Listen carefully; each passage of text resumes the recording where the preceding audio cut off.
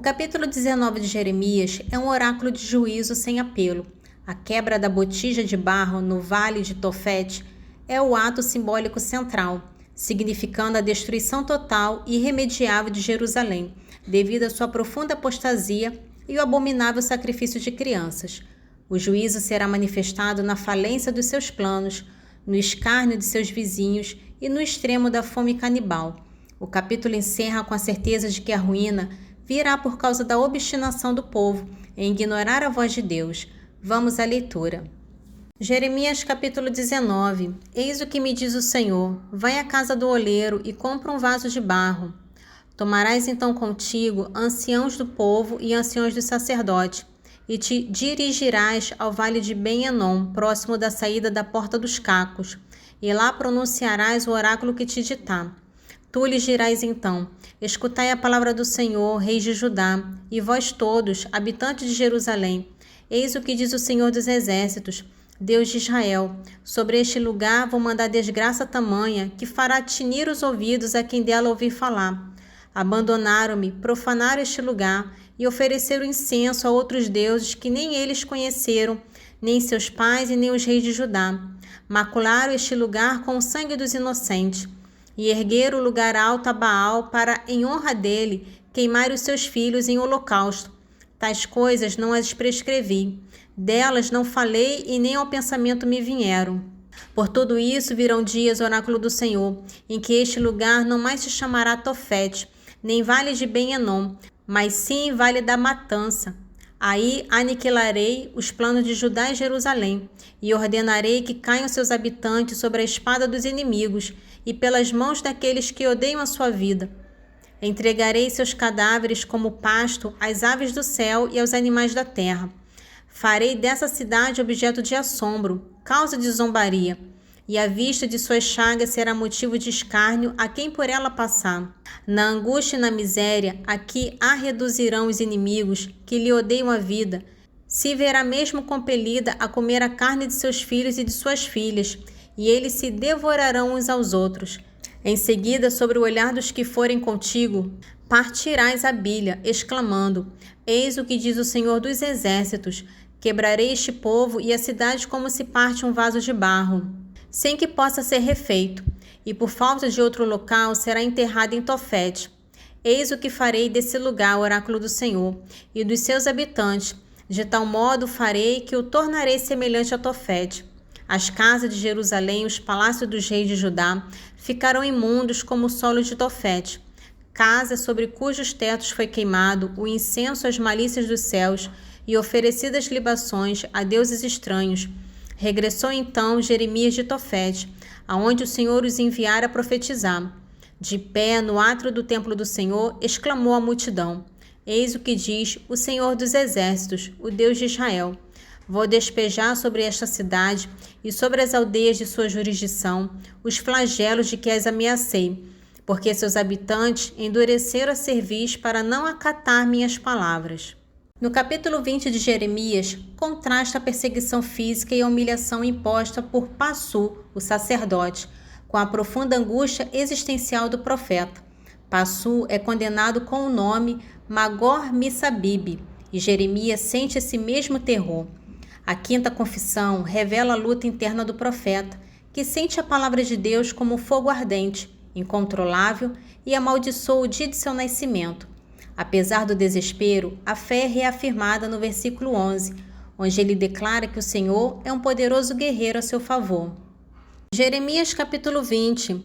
Tendo o sacerdote Fassur, filho de Emé, que era superintendente do templo, ouvido o profeta Jeremias pronunciar esse oráculo, mandou espancá-lo e pô-lo em grilhões na porta superior de Benjamim, que se encontra no templo do Senhor. No dia seguinte, quando Fassur mandou libertá-lo, disse-lhe Jeremias: não é mais Fassur que te chama o Senhor, mas sim Magor-Missabib. Pois assim diz o Senhor: vou fazer de ti objetos de pavor, para ti mesmo e teus amigos, os quais sobre teu olhar perecerão a espada de seus inimigos. Entregarei Judá nas mãos do rei da Babilônia, que os deportará para a Babilônia, onde os ferirá a espada.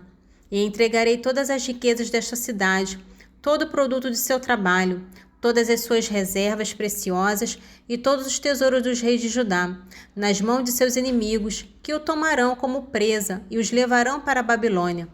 E tu, Fassu, serás arrastado com tua família para o cativeiro. Ireis à Babilônia para lá morrer e serem enterrados, tu e teus amigos, aos quais proferistes falsos oráculos. Seduziste-me, Senhor, e eu me deixei seduzir. Dominaste-me e obtivestes o triunfo. Sou objeto de contínua irrisão, e todos zombam de mim. Cada vez que fala é para proclamar a aproximação da violência e da devastação. E dia a dia a palavra do Senhor converte-te para mim em insultos e escárnios. E a mim mesmo eu disse: não mais o mencionarei, nem falarei em seu nome. Mas em meu seio havia um fogo devorador que se me encerrara nos ossos. Esgotei-me em refreá-lo e não consegui. Ouço as invectivas da multidão. Cerca-nos o terror. Denuncia-o, vamos denunciá-lo. Os que eram meus amigos espiam-me agora os passos. Se caírem abusos, tiraremos vantagem, e dele nos vingaremos. O Senhor, porém, está comigo, qual poderoso guerreiro. Por isso, longe de triunfar, serão esmagados meus perseguidores. Sua queda os mergulhará na confusão. Será então a vergonha eterna e inesquecível.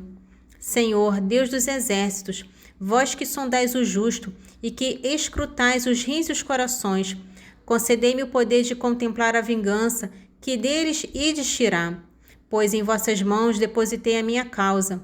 Cantai ao Senhor, glorificai-o, porque salvou a vida do miserável das mãos do mal. Maldito o dia em que nasci, nem abençoado seja o dia em que minha mãe me deu à luz. Maldito o homem que levou a notícia a meu pai e que o cumulou de felicidade ao dizer-lhe: nasceu-te um menino. A ele suceda o que às cidades aconteceu, que o Senhor sem piedade aniquilou. Desde o alvorecer, ouço os gritos de alarme e o fragor da batalha ao meio-dia. Porque não me matou antes de eu sair do ventre materno? Minha mãe teria sido meu túmulo e eu ficaria para sempre guardado em suas entranhas. Por que saí do seu seio? Para só contemplar tormentos e misérias e na vergonha consumir meus dias? O capítulo 21 de Jeremias é um oráculo de juízo inevitável. A esperança do rei Zedequias por um milagre é esmagada pela declaração de que Deus é o verdadeiro inimigo que está lutando contra Jerusalém. A única opção de vida oferecida ao povo é a rendição aos babilônios. O capítulo condena os líderes de Judá por sua injustiça social e confirma que pela falha em fazer o bem, a cidade e a casa real serão consumidas pelo fogo. Jeremias capítulo 21. Eis o que diz o Senhor a Jeremias, quando o rei Sedecias lhe enviou Fassu, filho de Melquias, e o sacerdote Sofonias, filho de Maacias, para dizerem a ele: consulta o Senhor em nosso nome, porque Nabucodonosor, rei da Babilônia, nos ataca. Talvez o Senhor queira renovar seus milagres a nosso favor, fazendo com que ele se afaste de nós.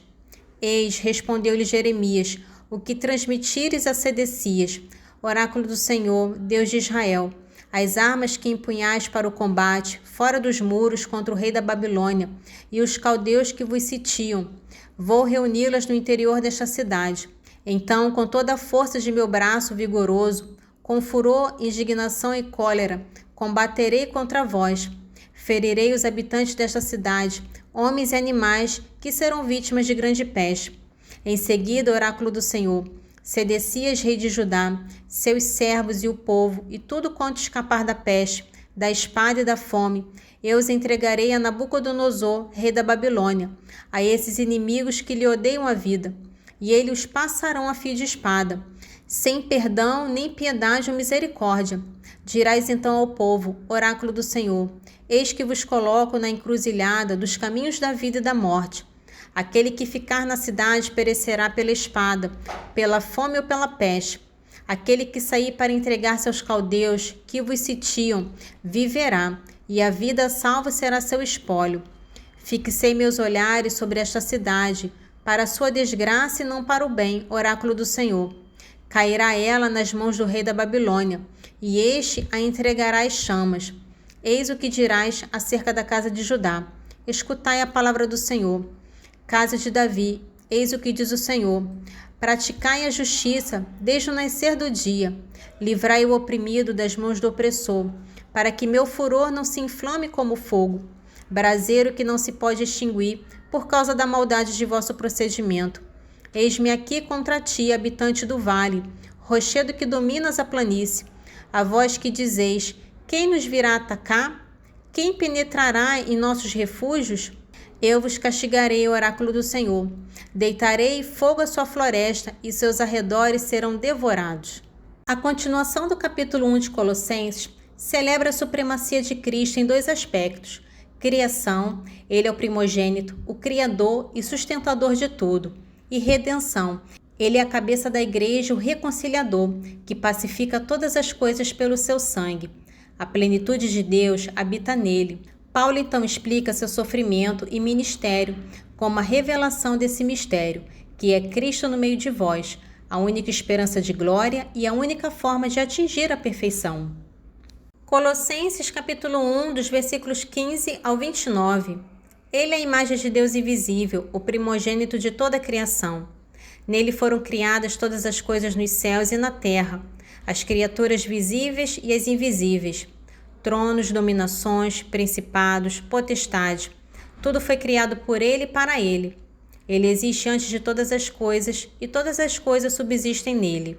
Ele é a cabeça do corpo da igreja. Ele é o princípio, o primogênito dentre os mortos e por isso tem o primeiro lugar em todas as coisas, porque aprove a Deus fazer habitar nele toda a plenitude e por seu intermédio reconciliar consigo todas as criaturas. Por intermédio daquele que, ao preço do próprio sangue na cruz, restabeleceu a paz a tudo quanto existe na terra e nos céus. Há bem pouco tempo, sendo vós alheios a Deus, inimigos pelos vossos pensamentos e obras mais, eis que agora ele vos reconciliou pela morte de seu corpo humano, para que vós possais apresentar santos, imaculados e irrepreensíveis aos olhos do Pai.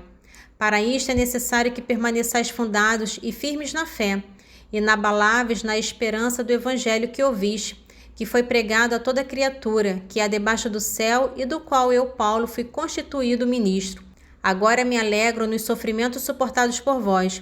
O que falta às tribulações de Cristo, completo na minha carne, por seu corpo que é a igreja.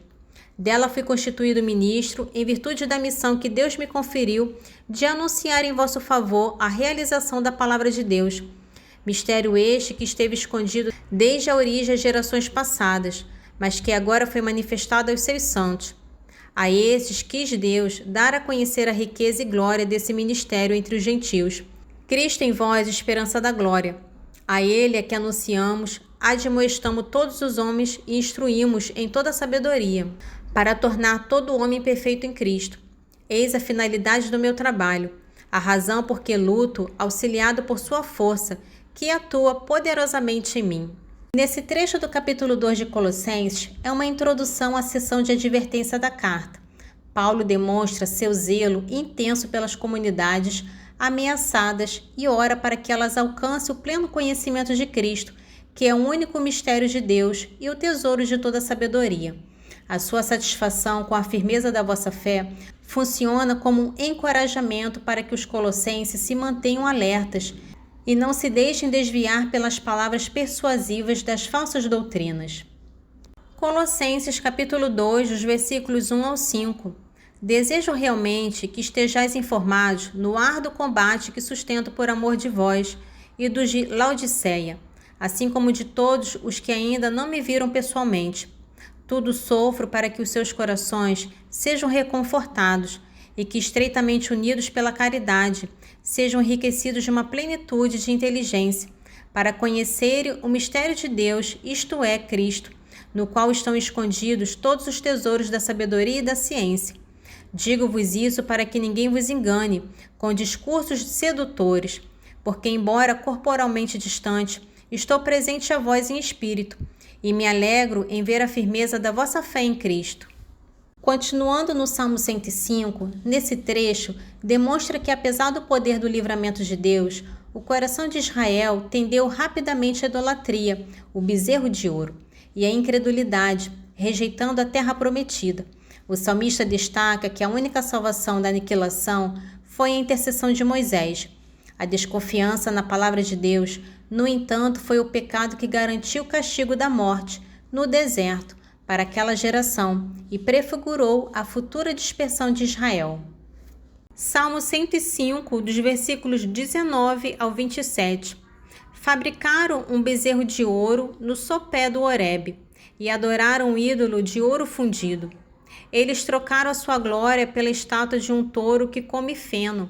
Esqueceram a Deus que os salvara, que obrara prodígios no Egito, maravilhas na terra de Cã, estupendos feitos no Mar Vermelho. Já cogitava exterminá-lo se Moisés, seu eleito, não intercedesse junto dele para impedir que sua cólera os destruísse. Depois, eles desprezaram uma terra de delícias, desconfiados de sua palavra. Em suas tendas se puseram a murmurar e desobedeceram ao Senhor.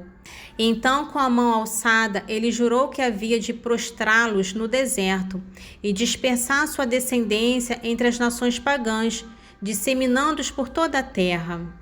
Nesse trecho do capítulo 22 de Eclesiástico, valoriza a amizade fiel como uma casa de pedra, que resiste aos males da vida. No entanto, ele adverte que a única força capaz de destruí-la é a traição da confiança, em particular, a revelação de segredos. O trecho culmina com um apelo fervoroso a Deus, pedindo domínio sobre a própria língua, pois o deslize verbal é a maior ameaça à sabedoria, à estabilidade e à continuidade da amizade. Eclesiástico capítulo 22, dos versículos 19 ao 27. O encaixamento de madeira adaptado aos alicerces de um edifício não se desconjunta. Assim é o coração firmado por uma decisão bem amadurecida.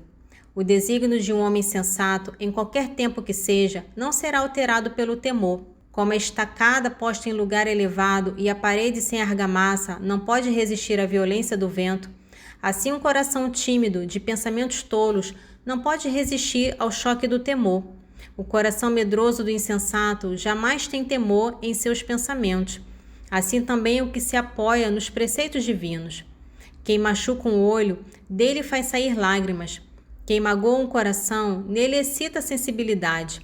Quem lança uma pedra aos pássaros, os fará fugir. Assim, quem insulta um amigo, rompe a amizade. Ainda que tenhas arrancado a espada contra o teu amigo, não desesperes, porque o regresso é possível.